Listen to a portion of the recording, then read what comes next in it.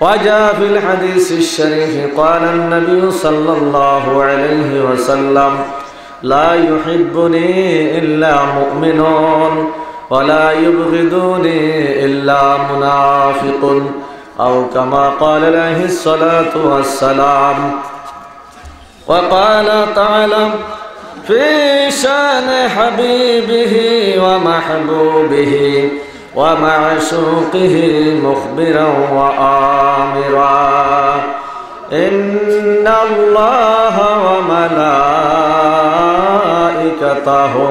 يصلون على النبي يا أيها الذين آمنوا صلوا عليه وسلموا تسليما اللهم صل على سيدنا مولانا محمد وعلى آله سيدنا مولانا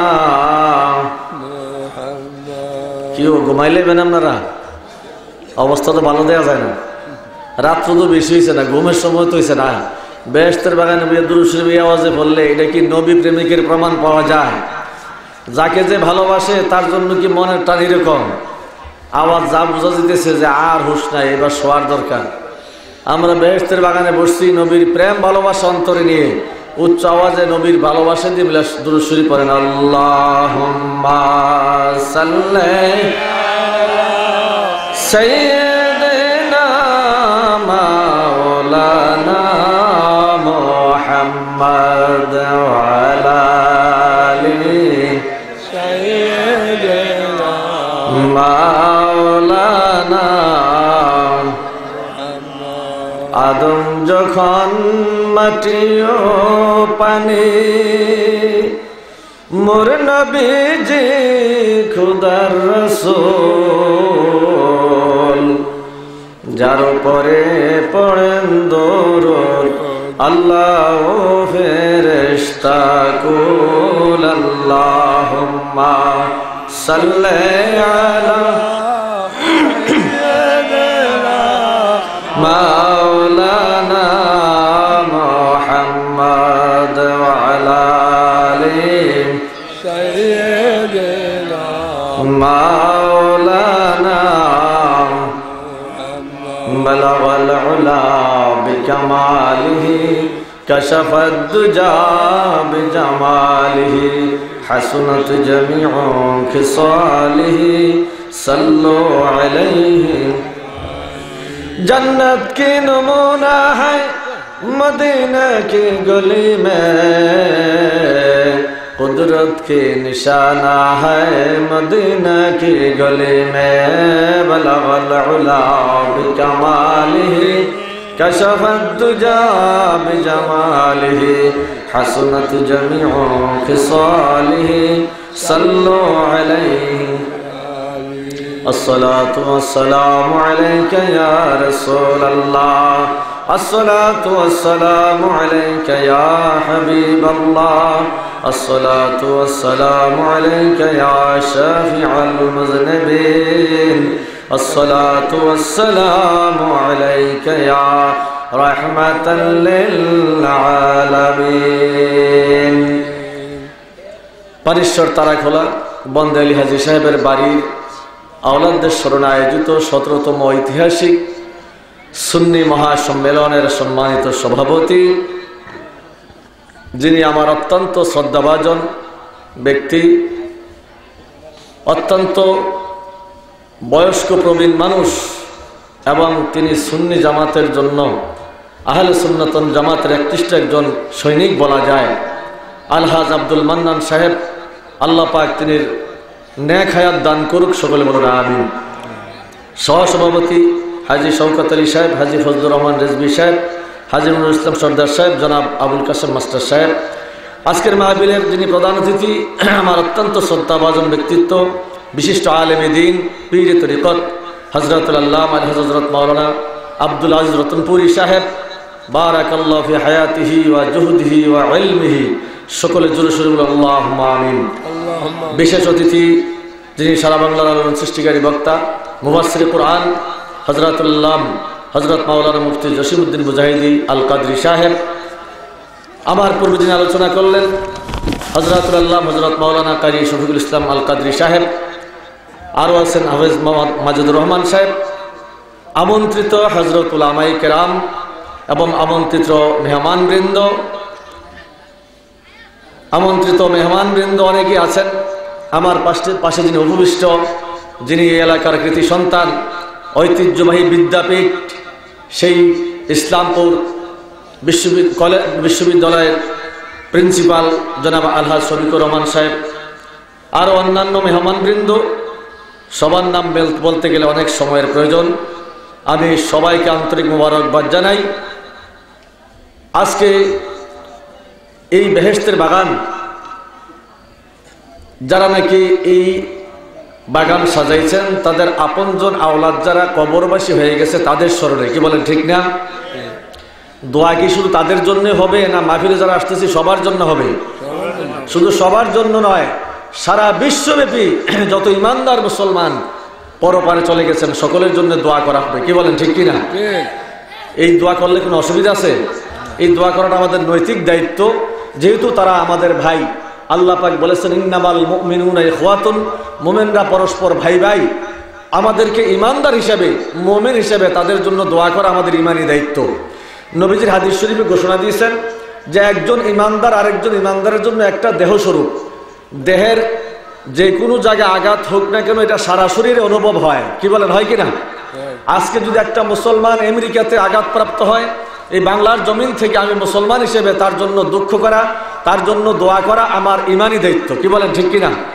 আজকে কিন্তু আমরা এই অবস্থা থেকে দূরে সরে গেছি, যার কারণে আমাদের মুসলমানদের উপরে নির্যাতন নিপীড়ন অবাধে চলছে। আজকে মুসলিম বিশ্বে শুধু মুসলমান দেশগুলিতে আজকে বিভিন্ন রকমের অপরাধ অপকর্ম চলতেছে, আর মুসলমানরা শুধু লাঞ্ছিত বঞ্চিত হইতেছেন। এটা একটাই কারণ যে মুসলমান হিসাবে আমাদের যে আত্মবিশ্বাস থাকা দরকার, আমাদের মধ্যে যে ভ্রাতৃত্ববোধ থাকা দরকার, তার থেকে আমরা দূরে সরে গেছি, কি বলেন ঠিক কিনা? এই জন্য আজকে সকলের জন্য দোয়া করা হবে। তা আজকে আসলে এখানে আলোচনার বিষয় কোনোটা নির্ধারণ করা যাচ্ছে না। আমার পূর্বে যিনি আলোচনা করেছেন মাওলানা শফিকুল ইসলাম সাহেব, অত্যন্ত ভালো আলোচনা তিনি তুলেছিলেন। আসলে আলোচনা করতে সময়ের প্রয়োজন। এগুলি এমন কিছু না যে মানে একবারে প্যাকেট করা থাকবে আর একটা প্যাকেট ছেড়ে দিব, এরপরে প্যাকেট থেকে সবাই নিয়ে যাবে, আলোচনা কিন্তু এরকম না। এগুলি কোরআন হাদিসের বিষয় অনেক সূক্ষ্ম জিনিস। তো যাই হোক, আজকে আসলে আমারও মনের মধ্যে একটু ক্ষোভ যে এই মঞ্চে বিগত একটা মাহফিল হয়েছে, এখানে মাহফিলের মধ্যে কিছু এলোমেলো আলোচনা আমি শুনছি। আমি আলোচনা করার পরে কিছুটা এলোমেলো হয়েছে। আসলে আমাদেরকে একটা কথা মনে রাখতে হবে, আমরা যে যাই করি, যত বড় শিক্ষিত, যত বড় আলেম, যত বড় মুফতি, যত বড় মুস্তাহিদ, যত বড় মুফাসসির, যত বড় মুহাদ্দিস, যাই কিছু হয় না কেন, একটা কথা মনে রাখতে হবে, কিয়ামতের ময়দানে নবী রাহমাতুল লিল ছাড়া আমাদের কারোর কোনো উপায় নাই। এই কথা কি আপনারা সবাই একমত? কারণ আমি কেন, যেখানে সমস্ত নবীরা পর্যন্ত রাহমাতুল লিল আলামিনের দ্বারস্থ হবেন, সেখানে আমি আপনি কে? এই জন্য আল্লাহ রাব্বুল আলামিন যার সম্মান বাড়িয়েছেন, আমি আপনি হাজার চেষ্টা করো সম্মান কমাইতে পারবো না, বরং লাভটা কি হবে? আমার ঈমান চলে যাবে। কারণ নবীর শানে ন্যূনতম কোনো বেয়াদবি যদি কেউ করে, তার ঈমান থাকবে না। কারণ বেয়াদব আল্লাহর রহমত থেকে বঞ্চিত। এই জন্য মাওলানা রুমি রাহমাতুল্লাহ আলাইহি বলেছেন কি, আজ খুদা কাহিম তৌফিকে আদব, বেয়াদব মাহরুমে গশতে আজ ফজলে রব। তিনি আল্লাহর কাছে প্রার্থনা করেছেন যে আল্লাহ আমাকে আদব নিয়ে চলার মতো তৌফিক দান করো, কারণ বেয়াদব তোমার রহমত থেকে বঞ্চিত, আমাকে বেয়াদবের কাতারে নিও না। এখন নবীর শানে আপনি যে কোনো কথা বলেন, নবীর তাজিম যাতে নষ্ট না হয়, আদব যাতে নষ্ট না হয়, সেদিকে খেয়াল রাখতে হবে। আমরা যদি মনে করি যে নবী আমাদের মতো, তাইলে কি এটা আদব হবে না বেয়াদবি হবে? একটা কথা আপনারা খেয়াল করেন, হযরতে আবু বকর সিদ্দিক রাদিয়াল্লাহু তাআলা আনহু, ওমর ফারুক রাদিয়াল্লাহু তাআলা নবীজির শ্বশুর ছিলেন। কি ছিলেন? হুজুর বলেন কি ছিলেন? নবীজির শ্বশুর ছিলেন। মা আয়েশা সিদ্দিকা রাদিয়াল্লাহু তাআলা নবীজির বিবি ছিলেন, আমাদের মা উম্মাহাতুল মুমিনিন। এবং হযরত আব্বাস রাদিয়াল্লাহু তাআলা নবীজির চাচা ছিলেন। তিনিদের থেকে অসংখ্য হাদিস শরীফ রওয়ায়াত করা হয়েছে। একজন শ্বশুরও বলেন নাই আমার জামাই থেকে হাদিসটা শুনেছি। কি বলেন? বলেছে? আব্বাস রাদিয়াল্লাহু তাআলা কোনো জায়গায় বলেন নাই আমার ভাতিজার থেকে হাদিসটা রিওয়ায়াত করা হয়েছে। মা আয়েশা সিদ্দিকা রাদিয়াল্লাহু তাআলা কোনো জায়গায় বলেন না যে আমার স্বামীর থেকে হাদিসটা রিওয়ায়াত করা হয়েছে। সকলে বলেছেন কি নবীজির থেকে হাদিস শরীফ বর্ণিত। তাইলে তারা নবীজির নিত্যদিনের সঙ্গী ছিলেন এবং তাদেরকে নবীজি যথেষ্ট আদর করেছেন। একজনের মুখ দিয়ে এই কথা বের হয় নাই যে তিনি আমার জামতা, তিনি আমার ভাতিজা, তিনি আমার স্বামী। তারা নবীকে এত সম্মান করলেন, এত কদর করলেন, সব জায়গায় বললেন শুধু ইয়া রাসূলুল্লাহ সাল্লাল্লাহু আলাইহি সাল্লাম।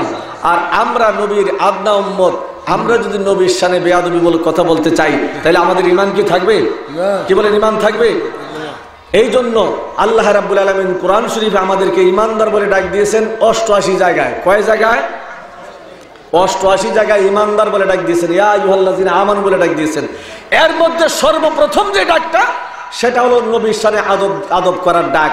ইয়া আইয়ুহাল্লাযিনা আমানু লা তাকুলু রাইনা।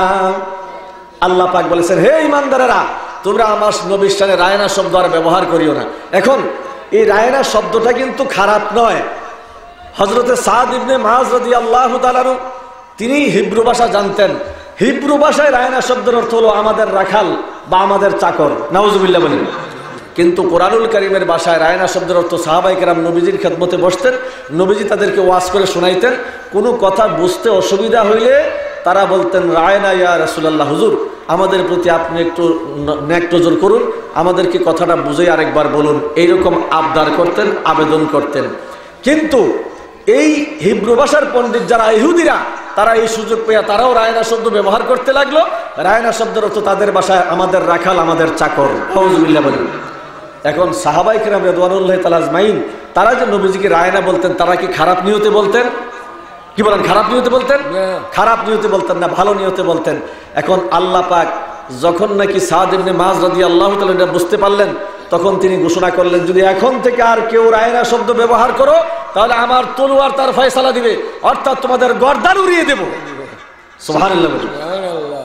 ইহুদিরা যখন এই কথা শুনতে পাইল তখন তারা জিয়া সাদ ইবনে মুআযকে বলল যে আপনি আমাদের প্রতি কেন গুসা করেন? আপনাদের যারা লোক, যারা মুসলমান, তারাও তো এই কথা বলে। সাদ ইবনে মুআয রাদিয়াল্লাহু তাআলা চিন্তিত হয়ে গেলেন যে আসলে তো ব্যাপারটা সত্য।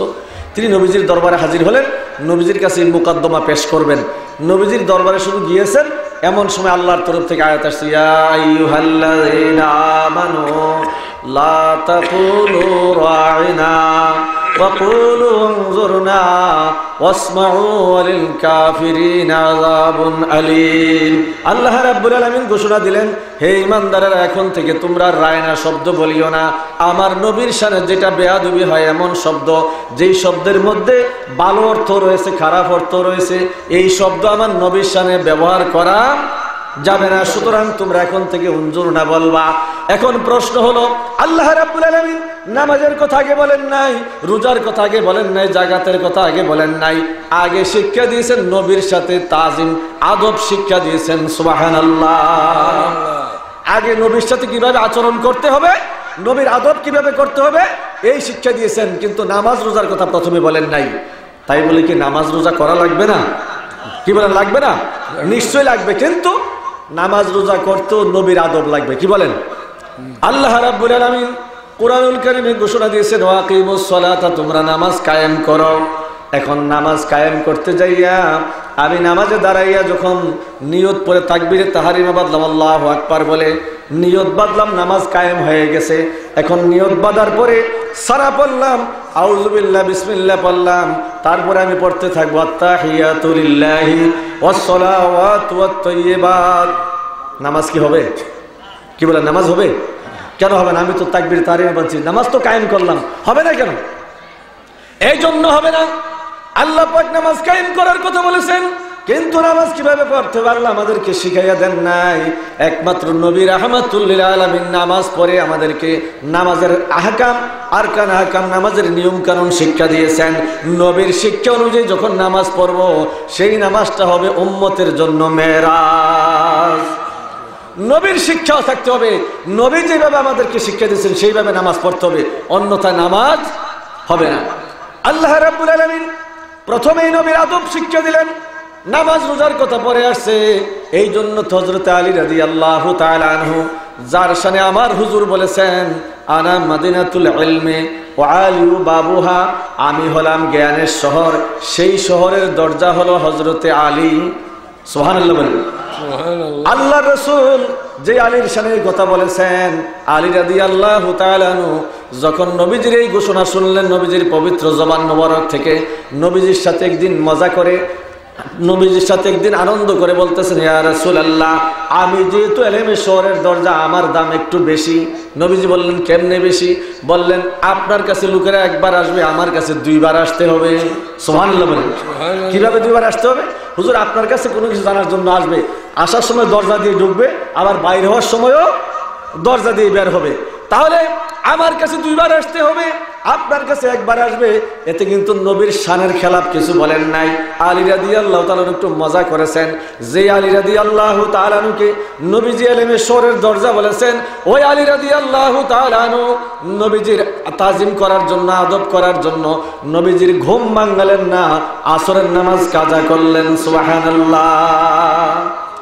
আসরের নামাজ কাজা করে দিলেন, কিন্তু নবীজির ঘুম ভাঙাইতে তিনি রাজি হলেন না, বেয়াদবি হবে। এখন আলী কিরকম এলেমওয়ালা, যিনি নবীজির এলেমের শহরের দরজা, তার জ্ঞান কত বেশি, তিনি কত বড় মুফতি মুহাদ্দিস, তিনি নামাজ কাজা করলেন, নবীজিকে কষ্ট দিলেন না। সুবহানাল্লাহ। খায়বরের যুদ্ধ থেকে ফেরার পথে সাহাবা নামক জায়গায় যখন আসছেন, আসার পরে নবী রাহমাতুল লিল আলামিন আসরের নামাজ পড়ে নিয়েছেন। নবীজির একটু ক্লান্তি লাগতেছে, দুর্বল লাগতেছে, বললেন, আলী আমি বিশ্রাম করব। হযরত আলী বসে আছেন। আলী রাদিয়াল্লাহু তাআলা আসরের নামাজ আদায় করেন নাই। আলী রানের উপরে নবীজির মাথা মোবারক রেখে নবীজি আরাম করলেন, নবীজি ঘুমাইতেছেন। হযরত আলী আসরের নামাজ পড়েন নাই। এদিক দিয়ে আসরের নামাজের সময় চলে যাইতেছে, সূর্য ডুবে যাইতেছে। হযরত আলী রাদিয়াল্লাহু তাআলা একবার সূর্যের দিকে তাকায়, আরেকবার নবীজির নুরানি চেহারা মোবারকের দিকে তাকায়। বারবার মনটা শুধু আনচান করতেছে, চিন্তা করতে লাগলেন, আমি কি নামাজ পড়বো না নবী রাহমাতুল লিল আলামিনকে আরাম করতে দিব? চিন্তা করতে করতে সিদ্ধান্তে পৌঁছে গেলেন, আমার নামাজ চাই চলে যেতে পারে, কিন্তু নবীর আরাম আমি ব্যাঘাত ঘটাইব না। সুবহানাল্লাহ। নবীর ঘুম ভাঙাইব না, আমার নামাজ চলে যাক, কারণ নামাজ তো নবীর কারণে পেয়েছি। সুবহানাল্লাহ।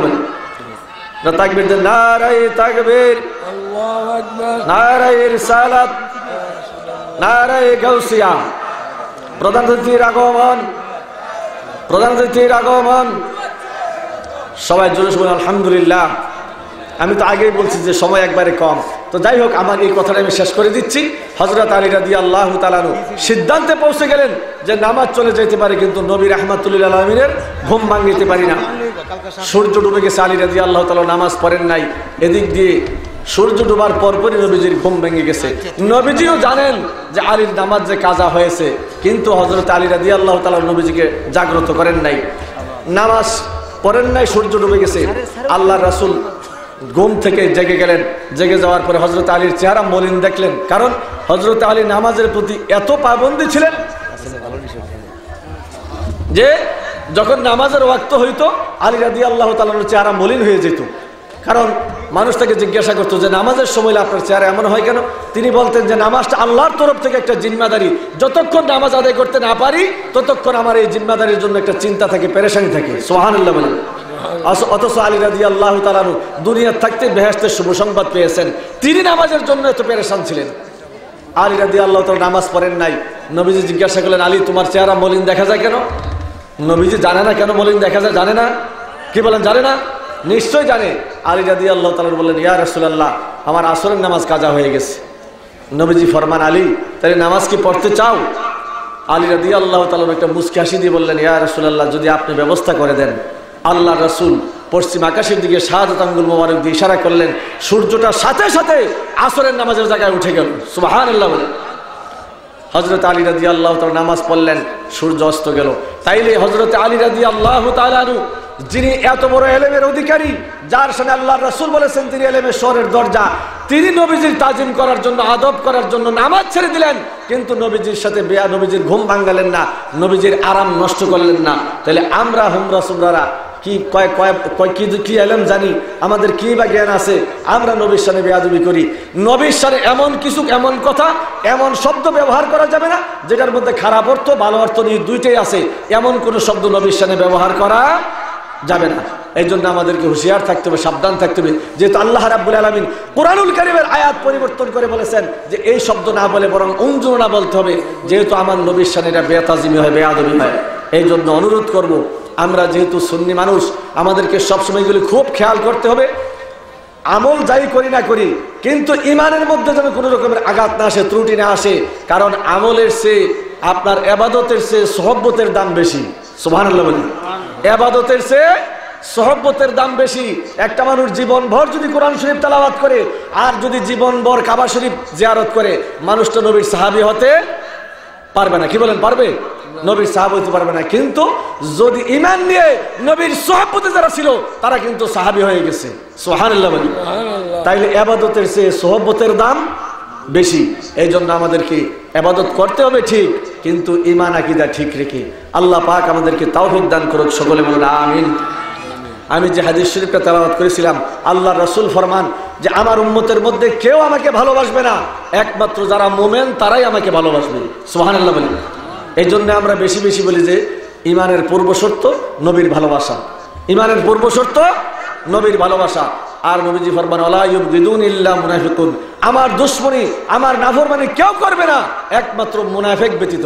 তাইলে বোঝা গেল যে মুনাফিক নবীর যুগে ছিল, এখনো আছে। তারা কিন্তু বিভিন্ন রং দইরা আমাদের মধ্যে বিরাজ করতেছে, আমরা কিন্তু তাদেরকে আসলে চিনি না। চিনতে হবে, চিনার সেই থার্মোমিটার, সেই মেশিন আপনাদের আমাদের কাছে থাকতে হবে। নাইলে কিন্তু ঈমান এমনভাবে এমন সুকৌশলে হরণ করবে আমি আপনি টেরও পাবো না। আসলে কিন্তু তাদেরকে চিনা একটু কঠিন। কি বলেন, ঠিক না?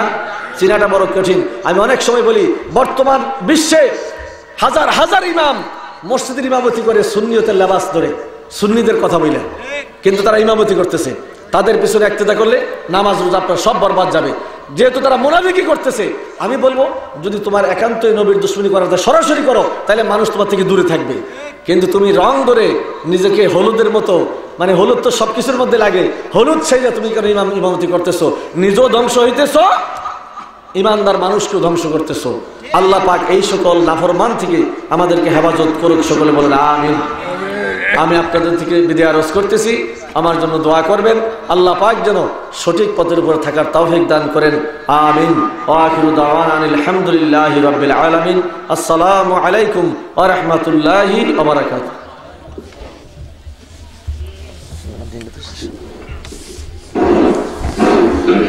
মারহাবা। প্রধান বক্তা হযরত মাওলানা আবুল কালাম আজাদ সাহেবকে